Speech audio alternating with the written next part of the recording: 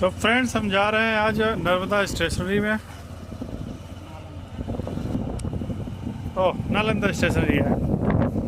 तो यहाँ देख सकते हैं बहुत पुरानी दुकान थी इनकी स्टेशन पे, और आज इन्होंने जिस शिखर को पाया है, बहुत ही ऊंचे पायदान पे आज आप देख सकते हैं नालंदा स्टेशनरी। ये बहुत बड़ी गोडाउन इन्होंने बना के रखी है यहाँ पे। पहले स्टेशन पे इनका छोटा सा शॉप था, आज एक बहुत बड़ी दुकान पे है, ये चलते हैं।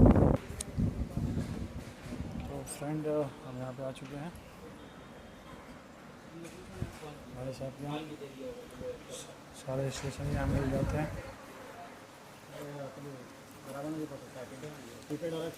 कैलकुलेटर चेंज करना है, अपना स्टेशनरी का सामान खोल लिया बोले कंपनी इसके जगह पे दूसरा कैलकुलेटर लेंगे। तो फिर चलते हैं हम यहाँ से।